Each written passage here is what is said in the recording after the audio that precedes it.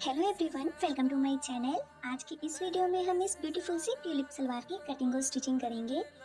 इस सलवार का look summer kurti के साथ या फिर शॉर्ट फ्रॉक के साथ बहुत अच्छा लगता है। वीडियो के लास्ट में मैंने इसको पहन के दिखाया है, तो आप इसको इस तरीके से स्टाइल कर सकते हैं। अगर आप बिगिनर हैं तो आप इसकी कटिंग ध्यान से देखिएगा, इसकी स्टिचिंग बहुत आसान है। तो चलिए वीडियो को शुरू करते हैं। इस सलवार के लिए मैंने मसलिन कॉटन यूज किया है। कपड़ा मैंने यहाँ पर 2.25 मीटर लिया है।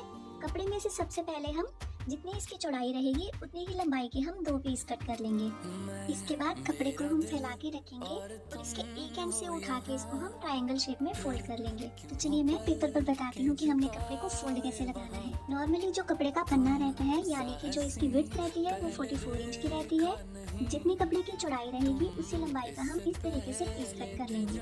अब इसके बाद इसको फोल्ड लगाने के लिए कपड़े का एक कोना हम उठाएंगे और डायगनली इसको फोल्ड कर लेंगे।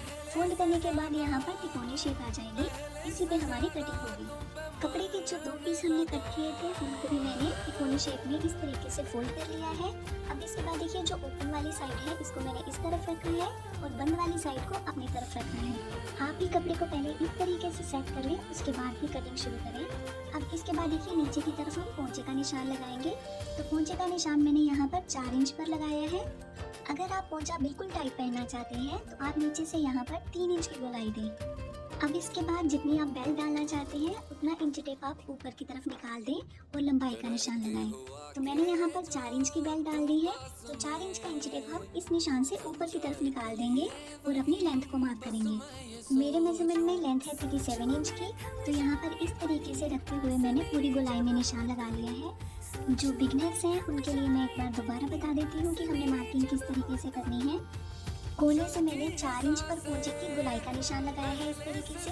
इसके बाद जितनी आप बेल्ट डालना चाहते हैं उतना इंच टेप हम ऊपर की तरफ निकाल देंगे। चाहे तो आप यहाँ पर 4 इंच की बेल्ट डालें, चाहे तो 5 इंच की। मैंने इस सलवार में 4 इंच की बेल्ट डाली है। तो यहाँ पर इंच टेप को हम इस तरीके से रखेंगे ऊपर की तरफ इस निशान से और अपनी तैयार लंबाई का निशान लगाएंगे।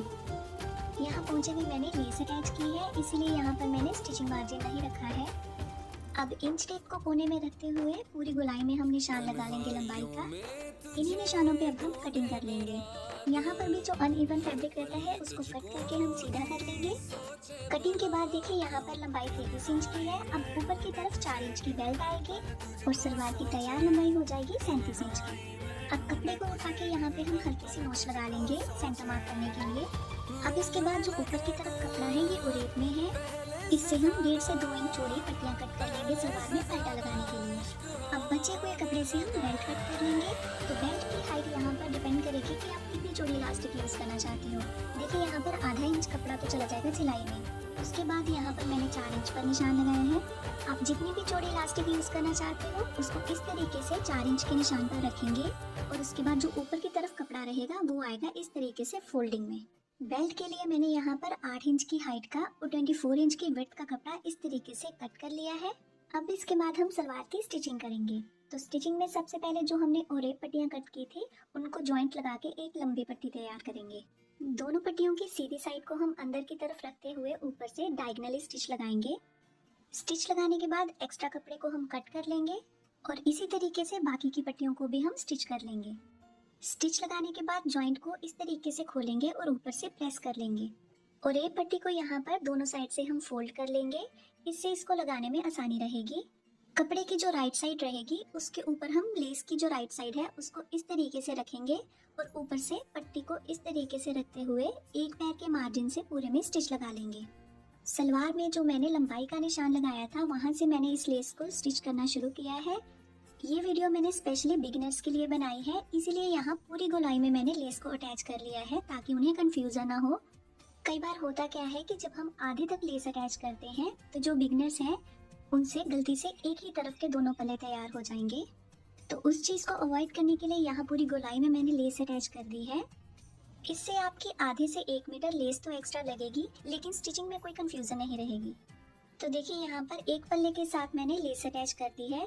अब अंदर की तरफ जो इसका पलटा रहेगा वहाँ पे मैंने तुरपाई कर दी है। तुरपाई से इसकी फिनिशिंग ज़्यादा अच्छी आती है। आप चाहे तो यहाँ पर सिलाई भी लगा सकते हैं। इस सलवार की प्रॉपर फिनिशिंग और ये पट्टियाँ यूज़ करने से ही आती है। सेम इसी तरीके से मैंने दूसरा पल्ला भी तैयार कर लिया है। अगर आप लेस थोड़ी कम यूज करना चाहते हैं तो यहाँ ऊपर से 17 से 18 इंच छोड़ने के बाद आप लेस अटैच करना शुरू करें, क्योंकि ये पार्ट हमारा दिखाई नहीं देगा। सलवार की कटिंग के टाइम पे जो सेंटर में हमने कट लगाया था वहाँ से पकड़ के हम इसको इस तरीके से फोल्ड कर लेंगे।